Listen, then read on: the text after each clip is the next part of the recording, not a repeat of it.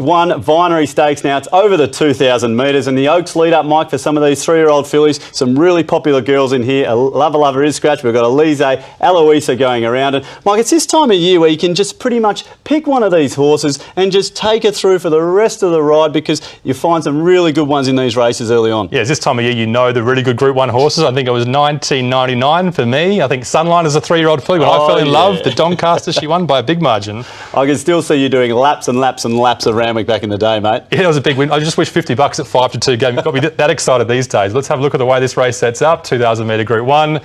Look, not too much tempo again. Steady to fair, forecast, good conditions, fair bite. We're forecasting on Saturday. Across the 3 key factors, scope is our progression factor. Which of these 3-year-old fillies is improving?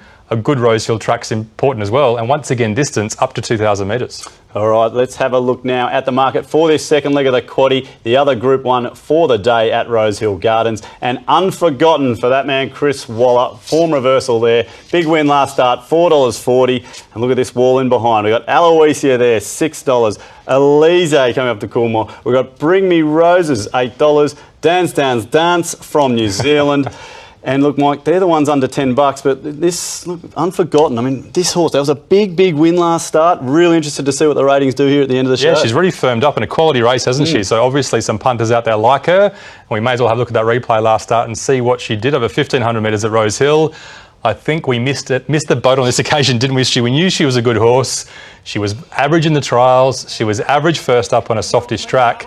But second up, they backed her. Second up, they knew what they were doing. She came to the outside, and she was really good. Yeah, absolutely blew them away here. The other horse in the race, Haim, right? Shamuk. Darren Flindell said, you know, that's got that horse absolutely covered. But look in the blue hat inside, really sticks on in the race, ends up beating Shamuk home as well. Yeah, that's the profile of a 2,000 metre horse over 1,500, isn't it? She sticks on 10, that's what she does. But the winner, unforgotten, sprints, has class. She's a good horse. Another race we need to look at. It's always a good race. The Group 2 Wakeful over the 2,000 metres during the Flemington Carnival. We've got a few to look at here, Mike. Rimram, Higham, Bring Me Roses and Miss Admiration. And the one that is on the rail right at the back is Lover, who's been scratched from this race, who's the eventual winner. Yeah, we picked this replay because Lover's run was so big, didn't we? And Bring Me Roses is the one out wide in the yellow sleeves, I think. She was wide, no cover, pretty much the whole way. So you could forgive that run. The thing about Rim Ram and Higham is they've got similar names, don't they? Sure. But they've got very similar form, not too far behind Lover, obviously. They both stick onto the line. They both like a dry 2,000 metres, and they both set a pretty good benchmark on Saturday for the rest to beat. And not many horses out wide, importantly, Bring Me Roses, making up any ground. Yeah, you definitely forgive that run from Bring Me Roses. She was good in the Coolmore last week. All right, there's a look at a couple of replays for the Group 1 Vinery this weekend. Have a look at the form now, Mike, and all the key factors. Take us through it. Second leg of the quaddie. This will not be easy. Form, light up Elise. She was great in the Coolmore. Oh, she gets the gold bar, but only just. It is only just sticking her neck out to start things off. Scope. They've all got it, Mike. Well, yeah, we went through this to look for the horses with the most scope, but quite difficult. A lot of these Australian fillies, 3rd, 4th up, really ready to improve, really ready to peak. Dance, off a big preparation in New Zealand already.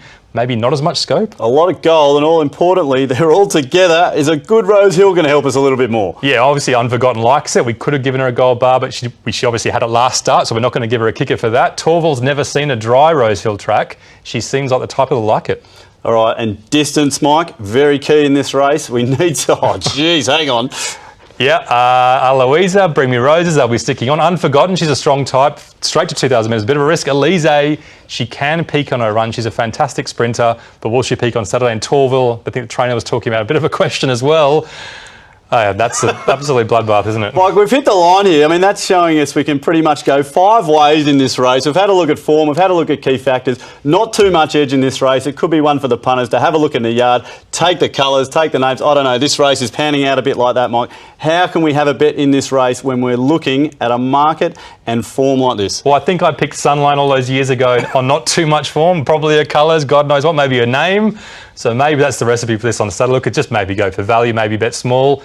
And it's definitely a race for looking at the yard, definitely a race for picking up on the vibes and picking up on that filly who's primed to run a big race over 2,000 metres if you're betting late.